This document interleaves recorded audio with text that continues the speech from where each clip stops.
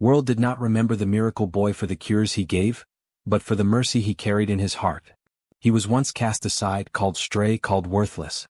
Yet it was his vow, his secret sacrifices, that built a fortune, healed a family, and saved them from ruin. Betrayal scarred him. Lies crushed him. But forgiveness became his final gift. And when love rose from the ashes, in the eyes of the woman he had once rescued, he discovered that the truest miracle was never wealth, never power, but love itself. For love is the healing that no medicine can offer. Love is the light that even shadows cannot destroy. And in love, the miracle boy was no longer a mystery, he was finally home. For more epic stories and adventures, please subscribe now and get early access to my latest uploads. Let's immerse ourselves in this story. The first time they called me a miracle, I was only 7 years old. I didn't even know what the word meant then, only that people looked at me with the same mix of awe and fear they reserved for thunder or fire. To them, I was no ordinary child. To me, I was just a boy who had learned, somehow, how to whisper to wounds until they closed, to touch fevers until they broke, to coax the stubborn heart to beat again. But being a miracle is a lonely thing. I came into their lives on a night of storm. The rain was swollen with anger, flinging itself against rooftops and streets, and thunder cracked open the dark sky like a whip. I remember clinging to the wooden gate of a compound I did not know, clothes torn, lips trembling with hunger and cold. My body ached with exhaustion, but it was not pain that kept me awake. It was the strange weight of knowing that inside me was something no child should carry, the ability to heal. That night, the gate opened.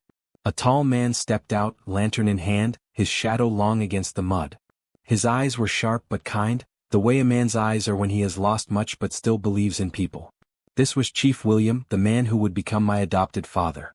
He studied me for a long moment as if trying to read the secret of my being. "Who are you, boy?" he asked. I had no name worth giving him then. Names, after all, are for children who belong somewhere. I was just the boy the world had abandoned. So I looked into his eyes and whispered, "Nobody." He bent down, lantern flickering against the wet night, and said words that changed my life. "Then from this night you will be somebody. My son." Behind him, the compound glowed with the light of wealth and safety. Inside, his wife, Madame Elizabeth, and their 3 little daughters watched from the doorway. The eldest, Abigail, thin and pale as porcelain, clutched her blanket against the cold. The middle one, Grace, with curious eyes, tilted her head as though studying me like a puzzle she might one day solve. And the youngest, little Victoria, only 4 at the time, pointed at me with a delighted laugh, as though I were a stray puppy brought home to play. That was the night I was adopted into a family that was both salvation and destiny. The Williams household was the grandest in town, with its wide verandas, marble floors, and servants who spoke in hurried whispers.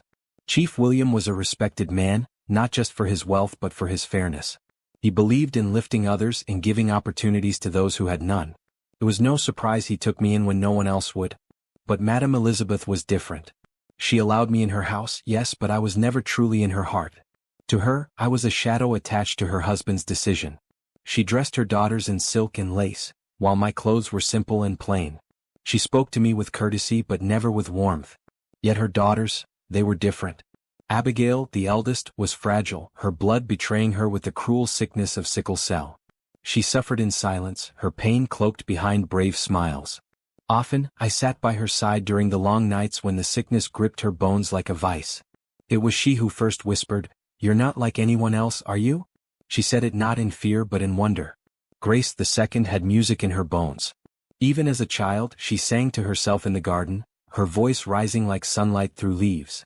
She was mischievous, bold, and always curious about what secrets I carried. And Victoria, the youngest, was joy incarnate. She followed me everywhere, her laughter bright and fearless. "You're my brother," she used to say, clutching my hand. And though I was not born to her, I never corrected her. I loved them all in my own way. And because I loved them, I kept my gift hidden. It happened first with Abigail. One night, her cries filled the house like broken glass. The sickness had her again. Her mother wept, her father prayed, and the doctors, those proud men in white coats, shook their heads. They could offer nothing but morphine and false comfort. When the house had fallen into exhausted silence, I slipped into her room. She was curled up, face pale, sweat soaking her nightgown. Her breath was shallow, her lips trembling. "Brother," she whispered when she saw me. "It hurts." I pressed my palm gently over her chest. I did not know where the knowledge came from, It was simply there, like a song I had always known. I closed my eyes and breathed with her. I reached into the storm of her blood, into the twisted blades of her cells, and I spoke, not with words but with that strange force inside me. Rest. Feel. Her breath deepened. Her body uncoiled like a bowstring released. The pain ebbed away.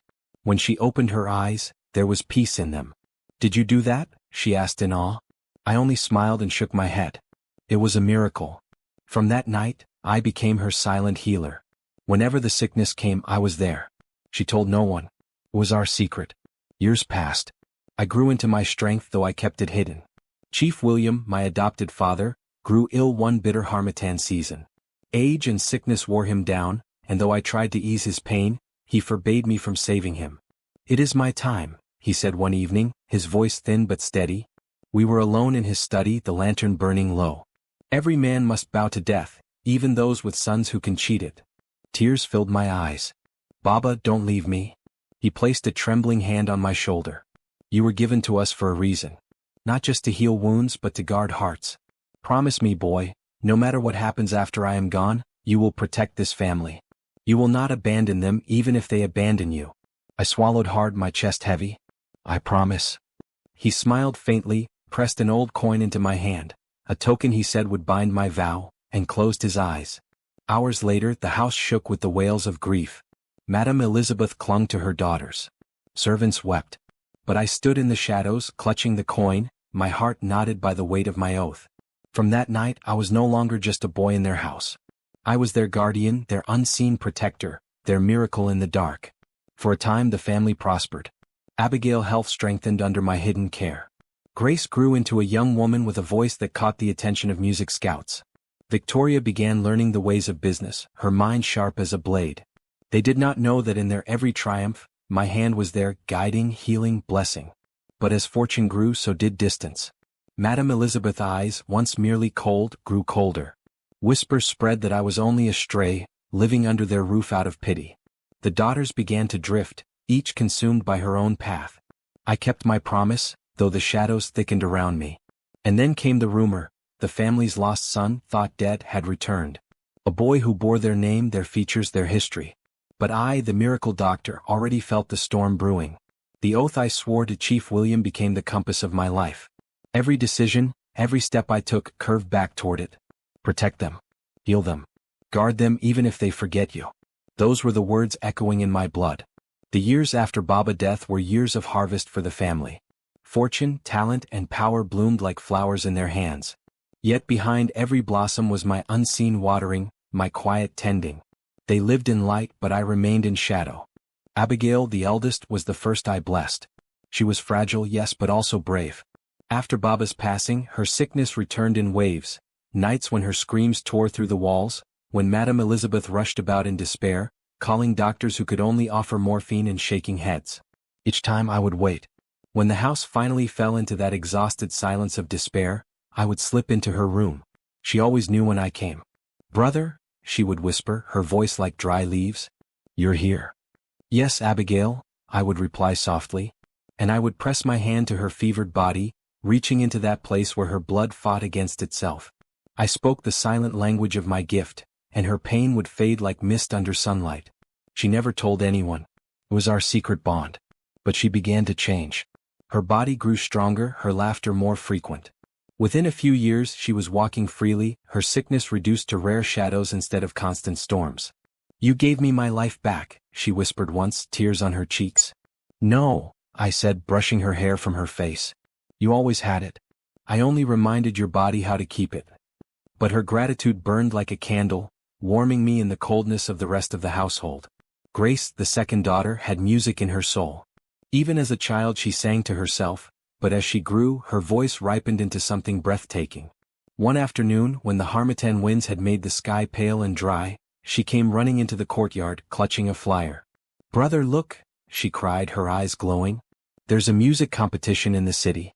If I win, they'll give me a recording deal." I studied the flyer. The competition was brutal, hundreds would compete. But I could see the fire in her eyes. "You will win," I told her simply. She laughed. "How do you know?" "Because your voice is not just sound," I said. "It is a prayer. And prayers always reach where they must." She entered the competition trembling but determined. On the night of her performance, she nearly lost her voice from nerves. She sat behind the stage, shaking, her throat raw. The other contestants whispered that she was finished. I slipped into the shadows backstage. No one noticed me, they never did. I placed my hand lightly on her shoulder, whispered a wordless blessing, and felt her voice strengthen beneath my touch. When she stepped onto the stage, she sang like the heavens had opened. Her voice was liquid sunlight, pouring into every heart in that hall. She won, of course. And from there, her rise was unstoppable. Within years, Grace became a star, a musician whose name echoed across cities. She traveled the world, her face on billboards, her songs on every radio. She believed it was her talent, her willpower, her destiny. And it was. But I had been the wind beneath her wings. She never knew. Or perhaps she suspected, but chose to believe in her own strength instead. Then there was Victoria, the youngest. If Abigail was fragile and Grace was gifted, Victoria was sharp. From the time she could read, she devoured books on business, trading, wealth. At 10, she was already negotiating with her mother's traders, insisting on fair prices. By 15, she was investing in small ventures with her allowance money. She grew into a woman of fierce intelligence. But intelligence alone does not guarantee success. The world is full of clever failures. So I guided her quietly, invisibly. I whispered to investors to trust her. I healed her when stress threatened to shatter her health. I removed obstacles that would have broken lesser people. Within a decade, Victoria became the wealthiest woman in the city, her businesses sprawling across industries. Newspapers hailed her as a prodigy, a genius, a visionary. One night she found me in the garden. The moon was high, silvering the leaves. "Brother," she said softly, sitting beside me, "why do I feel like everything I have, somehow you are part of it?" Her eyes searched mine, luminous and searching. I smiled faintly. "Because I believe in you." She studied me long, and in that silence, something unspoken bloomed between us. A bond deeper than siblinghood, something fragile, tender, dangerous. I looked away. I had sworn an oath to protect, not to take. Yet my heart had begun to beat differently around her. While the daughters rose like stars, Madame Elizabeth's heart hardened. She was a woman of pride, and pride is a heavy crown. After her husband's death, she ruled the household with iron hands. She watched her daughters' successes and praised them, but she never once acknowledged my role. In fact, she seemed to resent me more with each passing year. "You are grown now," she said once, her voice clipped. "You should be thinking of where you truly belong. This is not your family." The words cut, but I bore them in silence. I had promised Baba. Still the distance grew. Servants whispered that I was a stray, a charity case. Two of the daughters, Grace and Abigail, began to echo their mother's coldness at times, swept up in their new lives. Only Victoria remained close, her gaze soft when it fell on me. But even her warmth could not silence the whispers in the house, nor the gathering storm. It was at the height of their prosperity that the rumor came. A messenger arrived one evening, breathless, carrying a letter. Madame Elizabeth tore it open and gasped. "It cannot be," she whispered. "My son, my lost son, he is alive." The daughters froze, their eyes wide. The letter claimed that the boy they had lost 15 years ago in an accident had been found. He was coming home. The house erupted with joy. Madame Elizabeth wept, calling it a miracle from God. The daughters celebrated, eager to meet the brother they had thought gone forever. But I stood in the shadows, my oath heavy in my chest. Because something inside me whispered that this was no miracle. It was the beginning of a storm. The rumor of the lost son spread through the household like wildfire. Servants whispered in corridors, neighbors lingered at the gates, and even the air itself seemed charged with anticipation. 4 years, Madame Elizabeth had carried the grief of a child lost in a tragic accident, and now hope returned to her like a ghost dressed in flesh. For me, the news landed like a stone in water, ripples of unease spreading through my chest. I had no proof, no evidence, only a cold stirring in my gift, a warning that the storm had finally broken. It was a Sunday afternoon when he arrived. The family gathered in the courtyard, dressed in their finest. Madame Elizabeth stood at the center, her daughters on either side, their eyes bright with expectation. I lingered in the shadows near the veranda. The gate swung open and there he was. He was tall, broad-shouldered, dressed in expensive clothes that fit him too perfectly for someone who claimed to have been lost all these years. His face bore a striking resemblance to Chief William, enough to stir gasps of recognition. His eyes were sharp, calculating, but he masked them with practiced warmth. "Jackson," Madame Elizabeth whispered, her voice trembling. My son. He walked straight to her, falling to his knees and pressed his head against her waist. Mama, he said, his voice rich with emotion. I thought I would never see you again. Tears poured down her cheeks as she clutched him. The daughters crowded around, laughing and crying. Even the servants applauded. I watched silently, every instinct in me screaming. Something about him was wrong.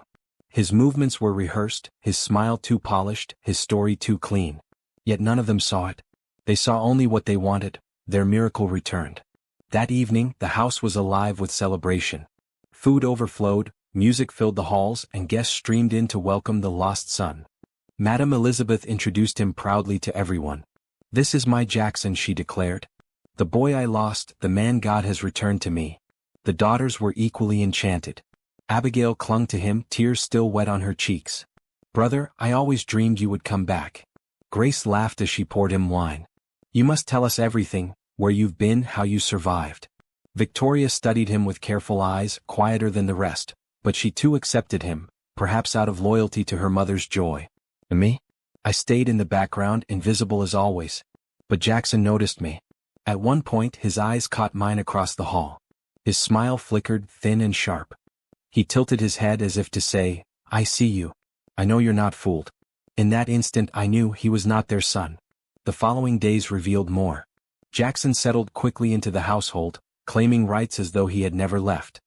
He called Madame Elizabeth Mama, with such ease it melted her suspicions. He charmed the daughters with gifts and stories. But behind his charm I saw hunger. He questioned servants about the family's assets. He lingered too long in the study where Chief William documents were kept.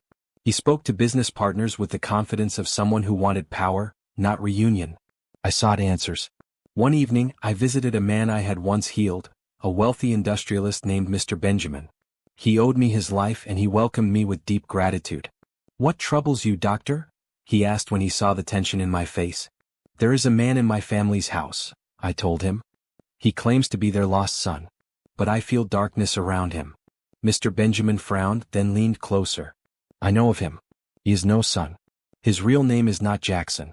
The true Jackson William died 15 years ago in that accident. This man is an imposter, clever, ruthless. He has moved from city to city, attaching himself to wealthy families, draining them, leaving ruin behind. The words tightened my chest. Why did you not tell me sooner? I demanded. I did not know he had found your house, Mr. Benjamin said gravely. But be careful. He is dangerous. When I returned home, the impostor was already sinking deeper into their hearts. Madame Elizabeth glowed with maternal pride, introducing him at every gathering. My son has returned, she repeated like a prayer. Abigail leaned on him as though he were her anchor. Grace wrote songs about his return, her voice rising in joy. Even Victoria, cautious as she was, seemed softened by her mother's happiness. And me? I became the shadow, dismissed more than ever. One afternoon, as the family sat together, I entered the room. Jackson glanced at me and smirked. And who is this? He asked, feigning ignorance. Madame Elizabeth's lips tightened. He is someone we took in long ago. He helps around the house. A stray. A servant. That was what she reduced me to in front of him. Jackson's eyes glittered. Ah, a stray dog then. Every family needs one, I suppose. The daughters laughed lightly, though Victoria's gaze flickered with discomfort. I said nothing. But inside, the vow in my blood burned hotter. Weeks turned into months. Jackson's mask grew tighter around the family, but his true face revealed itself to me. I saw him in the market, speaking with men whose eyes were sharp with crime. I overheard him whispering to strangers about selling land, businesses, even people.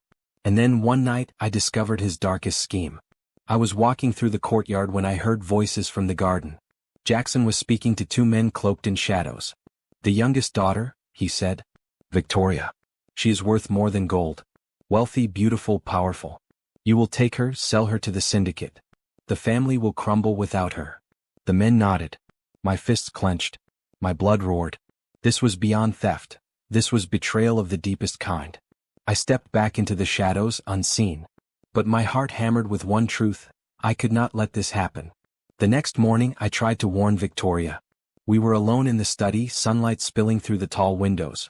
She was going through her business papers, her brow furrowed in concentration. Victoria, I said softly. She looked up, her eyes warm when they landed on me. Brother. I hesitated, then spoke. You must be careful. There are those around you who do not wish you well. Her lips curved in a faint smile. You worry too much. I am serious, I pressed.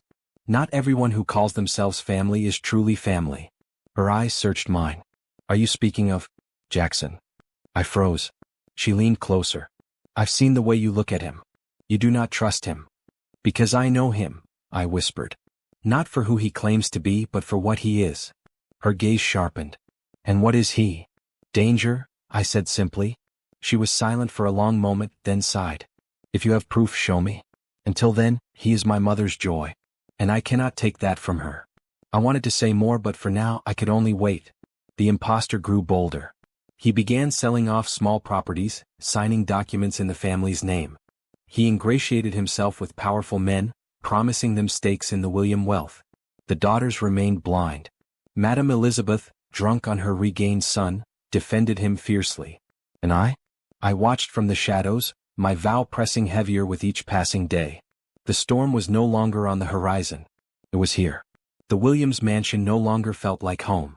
Once a place of warmth, laughter, and dreams, it had grown into something else entirely, a stage where lies wore crowns and truth was chained in the corner like a beggar. The imposter Jackson ruled the house now. His voice carried authority, his presence commanded attention. Madame Elizabeth adored him openly, clinging to him as though her very breath depended on his return. Abigail and Grace circled him like moons around a sun, basking in his stories, in the way he called them sisters, with practiced tenderness. Only Victoria remained guarded.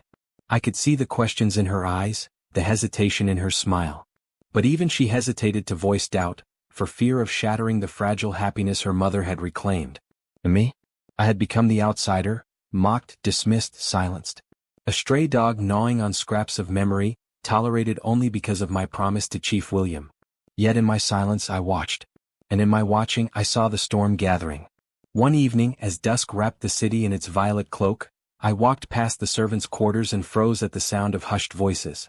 Jackson stood beneath the mango tree, speaking with two men whose faces I had seen before, faces marked by the underworld.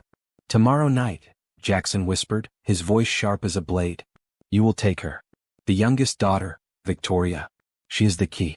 With her gone, everything else will crumble into my hands. The men nodded, their shadows stretching long under the fading light. She will fetch a high price, one of them said. Jackson's smile was cruel. And I will fetch an empire. I retreated into the darkness, every nerve in my body alive with fury. This was no longer about property or wealth. This was about lives, about Victoria's very soul. I swore silently that he would not succeed. The mansion lay asleep beneath a moonless sky. Servants snored in their quarters, the daughters dreamed in their chambers, and Madame Elizabeth rested peacefully, oblivious to the danger. I did not sleep. I waited. Near midnight the sound came, footsteps, muffled but purposeful. I slipped from my small room, moving like a shadow across the courtyard. At Victoria's window 2 figures appeared. One raised a hand, signaling. The other drew a cloth soaked in something dark and deadly, chloroform. My heart hammered. They slid the window open and slipped inside. I followed. The moment I entered the room, Victoria stirred in her sleep, her eyes fluttering open. She gasped as one of the men pressed the cloth toward her face. I moved. Grabbing the man's wrist, I twisted sharply. He screamed, dropping the cloth. The second lunged at me, but I drove my elbow into his gut, sending him sprawling. Run, Victoria! I shouted. But she froze, confusion and terror holding her still. The first man recovered and swung at me. I caught his arm and hurled him against the dresser, wood splintering under the impact.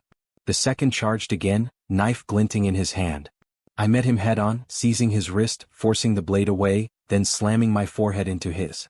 He crumpled. The first man staggered to his feet, but I struck him once, hard, precise. He collapsed. Silence fell, broken only by Victoria's ragged breathing. She stared at me, her eyes wide. You saved me. I stood in the wreckage of her room, chest heaving, the defeated men groaning at my feet. Yes, I said softly. And this is not the first time. The household woke to chaos. Guards dragged the would-be kidnappers into the courtyard, their faces bloodied. Jackson appeared, feigning shock. What is this madness? He demanded. Before anyone could answer, Victoria stepped forward. She pointed at me, her voice trembling but steady. He saved me. If not for him, I would be gone. All eyes turned to me. Jackson sneered. And why should we believe this stray? Perhaps he arranged it himself to appear the hero. The words hit Madame Elizabeth like a spark. She gasped and clutched her chest. Is this true? No, Victoria said sharply. He risked his life for me. Twice now, he has stood in the shadows to protect us. Her sisters shifted uneasily. Abigail frowned. What do you mean twice? Victoria turned to me. Tell them. Tell them who you are. For years I had hidden my truth, bound by the promise to their father. But the time for silence had passed. I am the one, I said quietly, who healed Abigail of her sickle cell disease. I am the one who guided Grace's voice until the world heard her songs. I am the one who poured my blessing into Victoria, raising her wealth and wisdom. I am the miracle doctor. I am the reason your family rose from despair. The courtyard erupted. Servants gasped, daughters whispered, and Madame Elizabeth staggered as though struck. Jackson's eyes darkened with fury. Lies. He is nothing. A parasite who fed on your pity. But Victoria's gaze never wavered. No, she said. I know truth when I see it. And I know lies when they stand before me. The house split in two that night. Abigail and Grace, blinded by loyalty to their mother, sided with Jackson. They called me a deceiver, a stray dog clinging to their fortune. Victoria, however, stood by me, her voice fierce with conviction. You may hate him, she told her sisters, but I owe him my life. Twice over. And you owe him yours as well, whether you admit it or not. Madame Elizabeth was torn, her heart trapped between blood and truth. Leave me, she whispered. All of you. I must think. But I knew her mind had already been poisoned. Jackson had woven his lies too tightly. Later that night, as I prepared to leave the courtyard, Jackson approached me. His mask had dropped. You should have died years ago, he hissed. But since you insist on living, know this, I will destroy you. And when I am finished, not even your bones will remain. I met his gaze, calm though my blood burned. Your power lies in lies. Mine lies in truth. And truth always outlives deceit. His lips curled into a snarl. We will see. He turned and vanished into the darkness, but I knew his next move would be deadlier. The house was divided now. And divided houses do not stand. The William mansion had seen laughter, weddings, celebrations of fortune, but never had its walls trembled with such tension. Servants moved cautiously, voices hushed, eyes darting as if they too felt the heavy storm pressing against the roof. By now the house was divided. Victoria stood firmly with me, her gratitude turned into fierce loyalty. Abigail and Grace clung to Jackson, convinced that I was a snake slithering into their mother's garden. And Madame Elizabeth, she drifted between us all, her mind clouded by love, grief, and denial. But truth has a way of forcing itself into light, no matter how deeply buried. It was Jackson who called the family together. He stood tall in the main hall, his posture regal, his voice smooth. Mother, he said, sisters. This house is no longer safe with liars among us. Tonight we put an end to it. Tonight we expose the fraud who has been poisoning us. His eyes locked on me. Madame Elizabeth, weary and pale, nodded. Then let it be done. Speak your case. Victoria folded her arms, chin raised. Yes, let truth speak. But not only from your lips, Jackson. Grace frowned. What are you planning, Victoria? Before she could answer, the front doors swung open. 3 men entered, flanked by bodyguards. Their presence silenced the hall. They were the billionaires, the same men I had healed years ago, men whose fortunes and lives had been spared by my hand. Mr. Benjamin, the eldest, stepped forward. His eyes swept the room, pausing on me with recognition. We are here because a brother among us has been slandered. We owe him our lives. And tonight, the truth will not be silenced. Jackson stiffened. What right do you have here? The right of gratitude, Mr. Benjamin replied coldly. The right of justice. And we bring proof. The second billionaire, Chief James, held up a sealed envelope. For weeks we have watched this charade. So we sought the truth in science. He tore the envelope open, withdrew a sheet, and unfolded it with trembling hands. This is the DNA result. It proves whether you, Jackson, are truly the son of Chief William. The hall froze. Even the air seemed to pause. Madame Elizabeth pressed a hand to her chest. Read it, she whispered. James' voice rang clear. The DNA comparison shows 0% relation. This man is no blood of William. He is an impostor. The words struck like thunder. Gasps echoed through the hall. Servants clutched their mouths, the daughters staggered in shock. Jackson's mask cracked. "No," he barked. "Lies. Forged papers. Do not believe them." But Mr. Benjamin stepped forward, his face grim. "I knew the real Jackson. He died 15 years ago. I was at the funeral. This man has worn a mask for too long." Victoria's voice cut sharp as glass. "I told you. I warned you. And still you doubted." Abigail's eyes filled with tears. But he was our brother. He had to be." "No," Grace whispered, horror dawning in her face. We believed a lie." Madame Elizabeth's face drained of color. Her legs trembled beneath her as she stared at Jackson. "Is it true?" she asked, voice breaking. "Tell me, please, tell me they are wrong." Jackson said nothing. His silence was louder than confession. Her lips trembled, her chest heaved, and suddenly she screamed, a sound of heartbreak that rattled the windows. She collapsed to the floor, shaking. "Mother," her daughters cried, rushing to her side. But I saw the truth. Her mind was breaking under the weight of betrayal. Years of grief, denial, and hope shattered in a single instant. And Jackson? His mask fell completely. Rage twisted his features as he reached inside his coat. The flash of steel caught the light, a knife sharp and deadly. "You ruined everything," Jackson roared, charging toward me. "I will kill you and take what is mine." The room erupted in chaos. Servants screamed, daughters scattered. I stood my ground, ready. But before the blade could reach me, a figure moved, fast, desperate. Abigail. The eldest daughter threw herself between us. The knife sank deep into her chest. Time slowed. Her eyes widened, pain flashing across her face. Blood blossomed on her dress like a crimson flower. "No!" Grace screamed. Jackson staggered back, shock flickering across his face. Abigail fell into my arms, her body trembling. Her lips parted, voice faint. You always protected us, even when we cursed you." "Save your strength," I whispered, tears burning my eyes. She shook her head weakly. "Promise me, you won't stop. Protect them, protect Mama." And then, with one last breath, her eyes dimmed. Abigail was gone. Rage unlike any I had ever known surged through me. I laid her gently down, then rose to face Jackson. "You have stolen their hearts. You have poisoned their minds. But now you have taken blood. And for that you will answer." Guards surged forward, seizing him.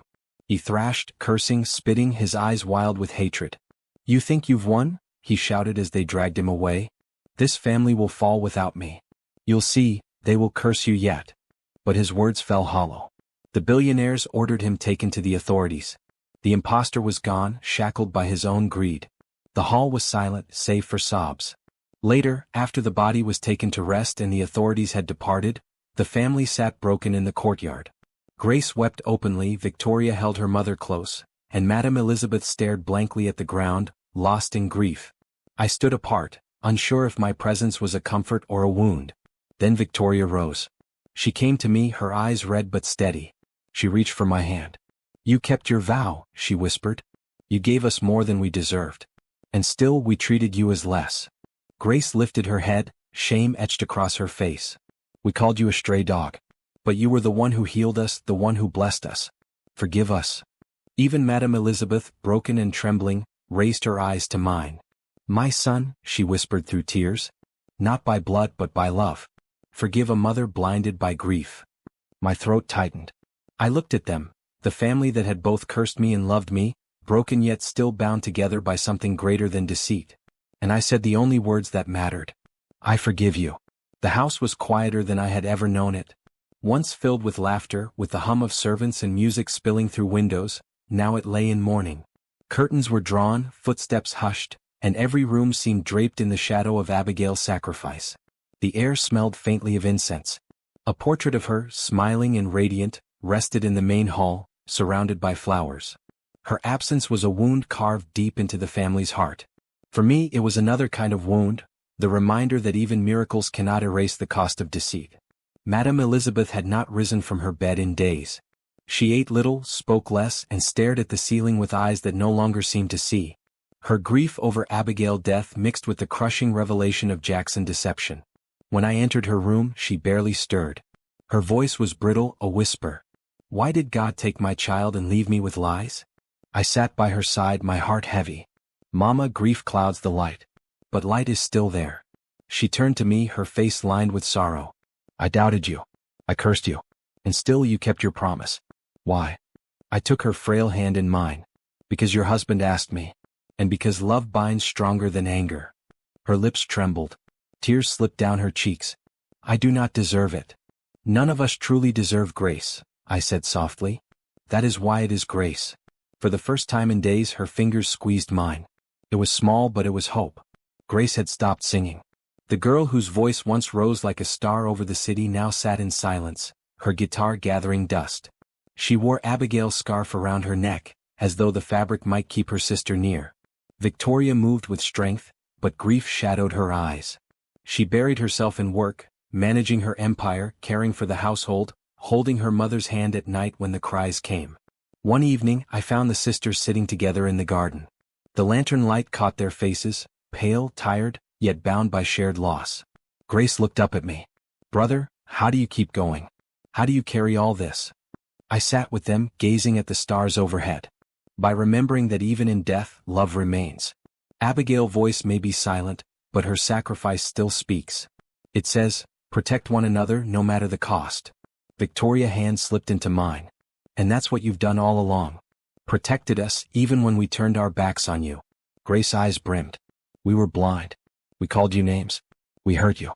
And still, you saved us. My chest tightened. I whispered, because love is not blind. Love sees the flaws, the wounds, the betrayal, and still chooses to stay. They both wept then, and I held them as though my arms could mend the cracks in their hearts. Weeks passed. Slowly the weight began to shift.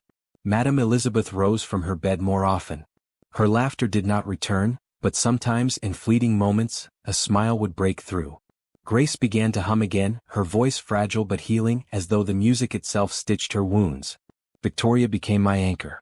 She sought me often, not with questions but with presence. Sitting beside me in silence, walking the gardens with me, speaking of small things when the heaviness grew too much.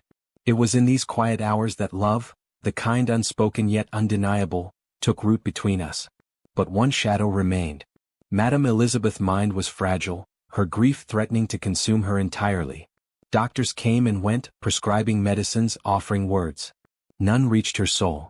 One night as I stood by her bedside I felt it, the pull of my gift stirring deep inside me. The vow I had made to Chief William burned anew, as though calling me to one final act. I placed my hands gently on her temples, closing my eyes. Father, I whispered into the silence, you entrusted me with this family. I have healed their bodies, guided their paths, blessed their fortune. Now give me strength to heal their hearts. A warmth surged through me, soft yet powerful, flowing into her like dawn breaking. Her breath steadied. Her trembling ceased. And when her eyes opened, they were clearer than I had seen in years. She looked at me, tears glistening but not of confusion, of peace. My son, she whispered. Not by birth, but by destiny. And in that moment I knew the last miracle was done. The days that followed brought change. Madame Elizabeth grew stronger, walking the gardens with her daughters again, her laughter faint but real. Grace sang once more, her songs now filled with bittersweet depth that touched hearts beyond measure. Victoria's empire flourished, but she no longer carried the weight alone. She leaned on me, trusted me, allowed me to share the burdens she once shouldered in silence. At Abigail's grave we stood together, mother, sisters and I. Flowers lay upon the earth, and the wind carried the faint echo of her laughter. We will not forget you, Grace whispered. We will honor you, Victoria added. And I silently vowed, your sacrifice will never be in vain. One evening as the sun bled gold across the horizon, Victoria and I walked the garden paths. The air smelled of jasmine, the sky painted in fire and rose. She stopped, turning to me, her eyes searching mine. You gave everything to us, she said. Not for wealth, not for recognition, but because of love. I see that now. And I love you too. My breath caught. The vow I had made to her father pulsed in my memory. But I realized, fulfilling his wish did not mean I must walk forever alone. I reached for her hand, my voice low. Then let love be the miracle that remains. She smiled through her tears, and in that moment, beneath the dying sun, the shadows finally lifted. The family was not perfect. Wounds still lingered, scars remained. But love, tested by lies, betrayal and death, had endured. And in its endurance, it became the greatest miracle of all. Moral lesson. True love is not measured by wealth, power, or words, but by sacrifice, forgiveness, and unwavering loyalty. Even when lies and betrayal wound deeply, healing becomes possible when people choose grace over vengeance, unity over division, and love over pride. Miracles may heal the body, but the greatest miracle of all is a heart that learns to forgive, a family that learns to stand together, and a love that endures through every shadow. Shalom.